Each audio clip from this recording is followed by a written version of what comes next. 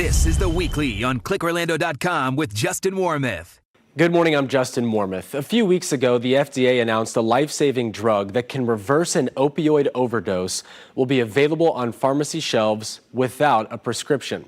Experts say making Narcan available over the counter is a game changer and a critical step in managing the ongoing epidemic, which claimed the lives of more than 80,000 Americans in 2021.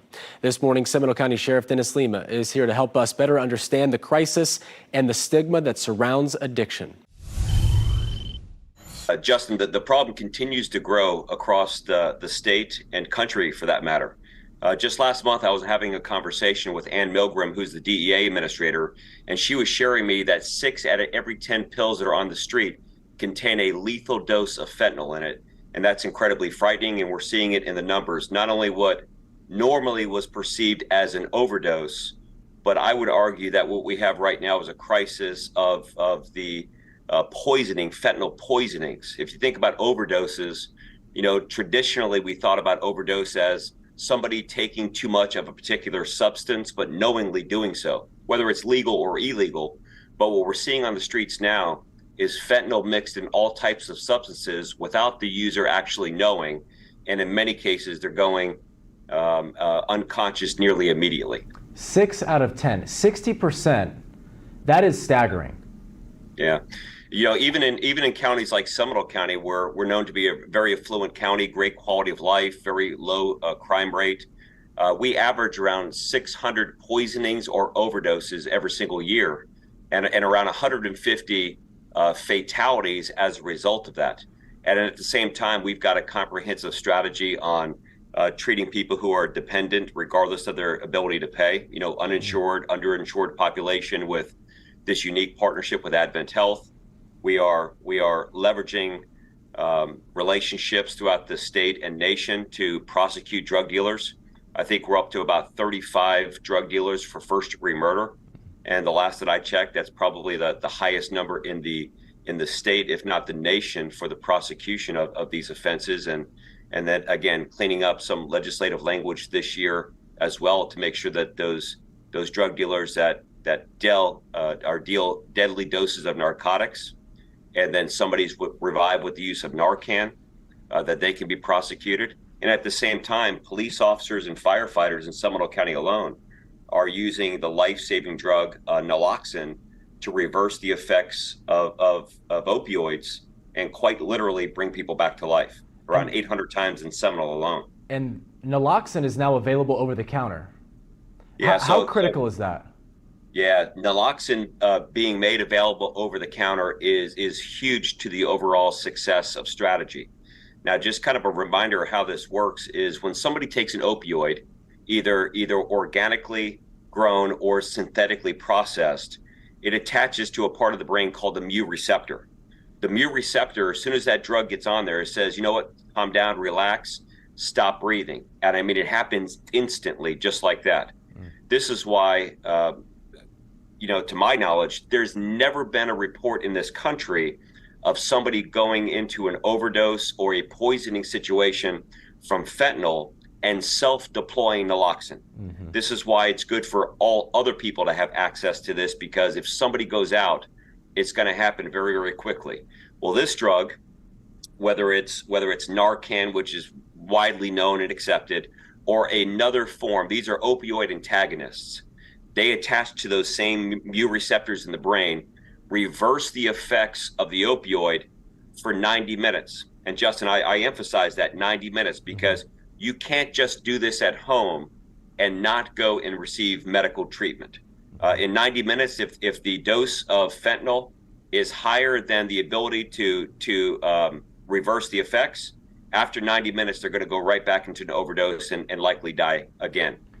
Is that because they think that they're going to get in trouble? I think that's probably the reason that this crisis overall really is not necessarily going in the right direction as far as numbers are concerned, because of that stigma. It's so stigmatized that you're going to get in trouble if you seek help because you're buying illicit drugs on the street. Do you think that's a factor? Yeah, that's a great point, Justin, and thank you so much for bringing that up, because in Florida, there's actually a Good Samaritan law, which protects people when they call 911 and receive emergency treatment and help. And, policing professionals across this country have constantly said that one of the greatest responsibilities that we have as a civilized society is to protect and preserve human life.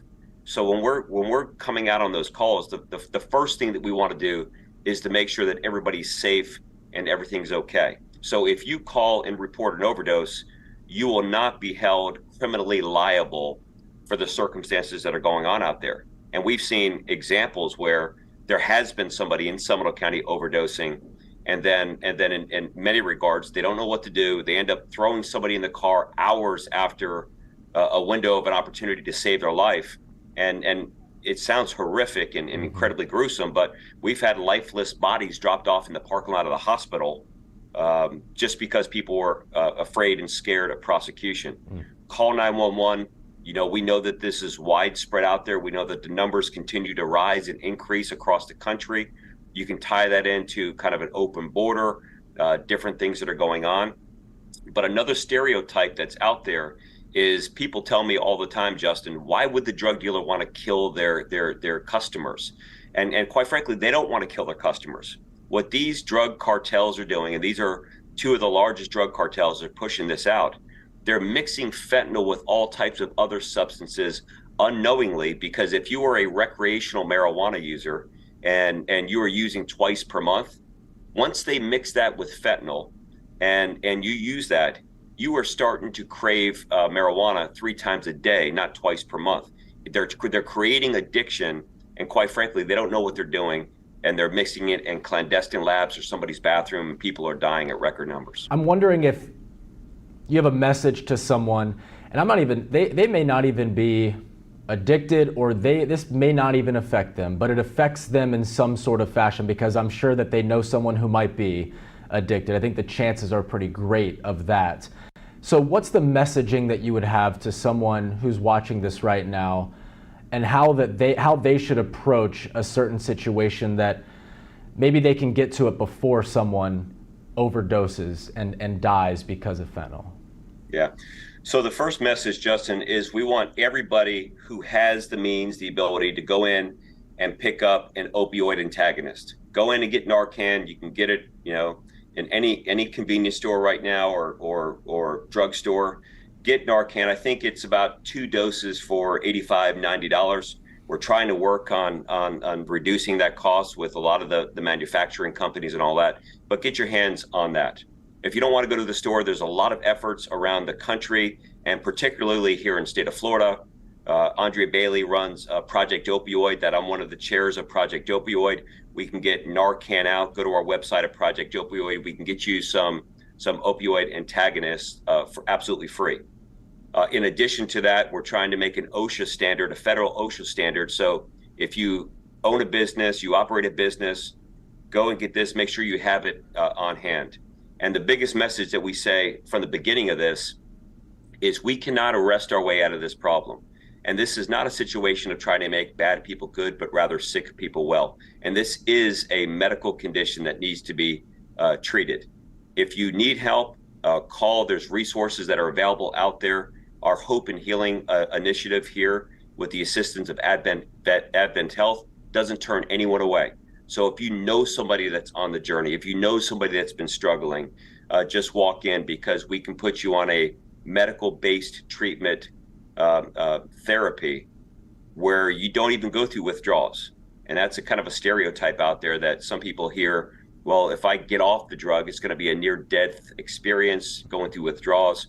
Well, if you start on 2 of the 3 FDA-approved drugs for MAT, it just slowly, gradually minimizes the addiction and the dependency without having some of the withdrawal that's associated with going cold turkey on it. So a lot of people out there and a lot of compassion. People want to help. You just got to bring yourself forward.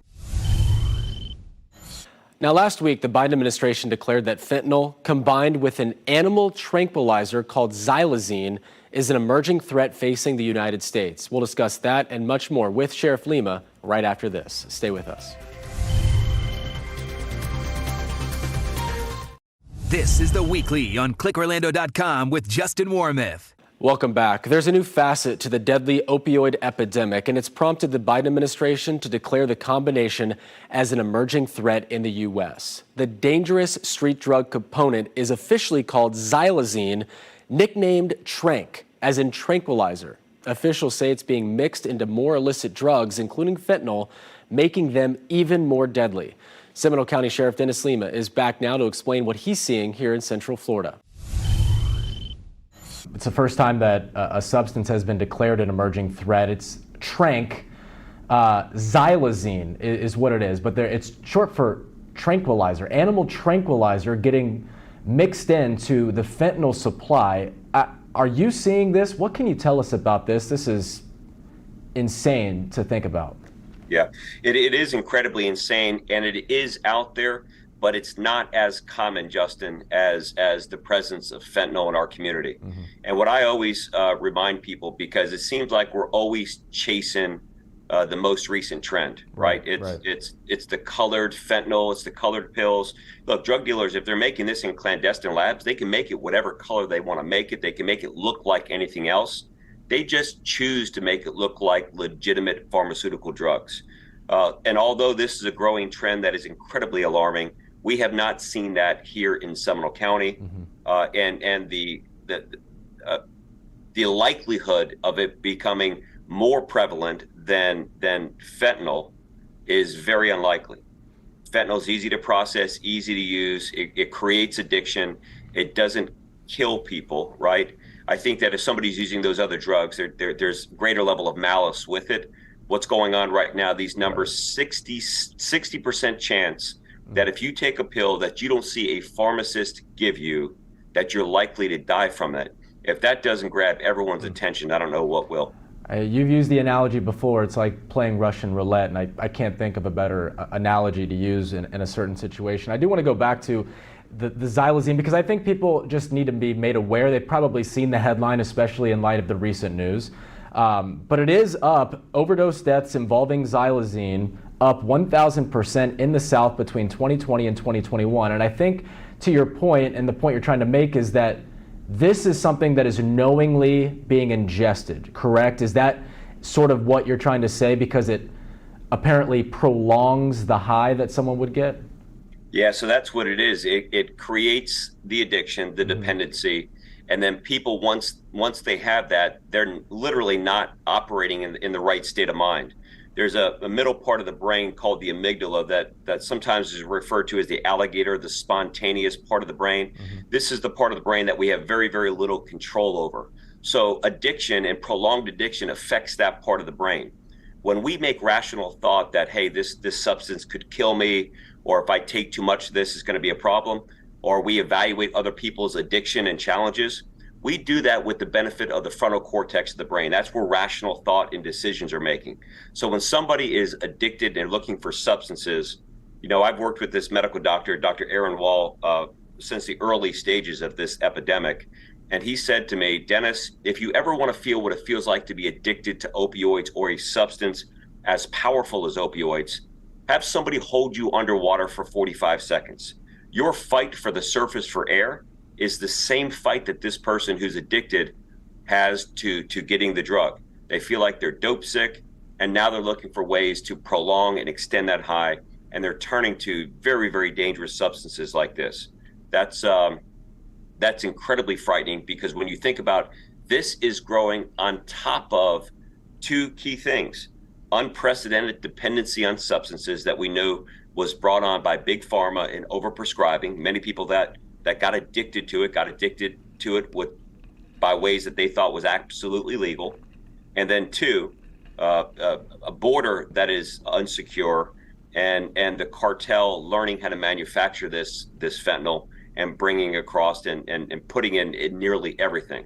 You have all of that building, and now you have these new drugs that are coming out every time you turn around, where they're marketing and branding a heavier substance, more difficult. Now many people are going where 4 milligrams of naloxone is sometimes not enough to combat. It's incredibly frightening and scary, and it's something that we experience every single day. Are there warning signs that are obvious that you feel like someone might need to be aware of if someone, maybe their coworker, loved one, what have you, is maybe going down this path? What are the warning signs? Yeah. Justin, I think when you look at warning signs, first, they're incredibly difficult. I mean, the easy ones are somebody who's taking a lot of pills that was overprescribed at one time. We no longer have that problem. Doctors are not overprescribing. People are not with the prescription pill monitoring system. That's no longer a problem at all. But things to look for is in spaces that are more common to us. Like a majority of the people who are dependent and using these substances, surprisingly, are actually going to work and they're going to school and they're doing things that look like they're just normal behavior. And sometimes there are performance issues at work. There's concerns of various levels of coverage for the individual or their employee. So if you're running a business, if you're a CEO of a company, if you're a school teacher or school administrator, look for these signs and don't automatically think of them as performance issues or learning issues, because there may be some underlying conditions, and offering that assistance to those people that are going through that process is so incredibly important. If you think about it, if somebody's addicted to a substance, whether it's opioids or anything else, and they're going into work every day, they're formally being supervised by somebody. Keep this in your mind that this may be a condition. We found great opportunities with our business community to expand the employee assistance programs and the coverages for people who are struggling with this dependency. I want to end with this finally. Do you feel like we are doing enough as a society, as a country, as a state, as a county? Are we doing enough to get a hold of this? Well, I've been incredibly impressed here in the state of Florida. I think that we're leading the country with actually strategizing. And Justin, I've worked very closely with Governor Ron DeSantis, First Lady Casey DeSantis, and was introduced into this work by Attorney General Ashley Moody. And from the moment that they became governor-elect or attorney general-elect, they have been all in. If you think about it, one of the first actions that the governor put together was the statewide opioid task force that pulled professionals from various spaces together. And if you look at the legislative efforts that come out each and every year, there's more and more resources and funding towards addressing this. We have the multiple district lawsuits against Big Pharma that many of the major metropolitan areas around the contiguous Central Florida area have successfully gone through. And then we have the state settlement money where the Department of Children and Families and other things. So there are additional resources that are coming down the path. It makes me feel a lot more comfortable being here in Florida, but quite frankly, there's many states that are way behind on understanding how significant of a problem this is and strategizing it. We still have to do more work at the federal level with the border, but decisions like permanently scheduling of fentanyl, greater access to Narcan, looks like the ball is moving in the right direction. And my thanks to Sheriff Lemma for his time and insight this week. For more information on the opioid epidemic and to learn more about the resources available to fight addiction, just head to clickorlando.com/weekly. I'm Justin Warmoth. Hope you have a great Sunday.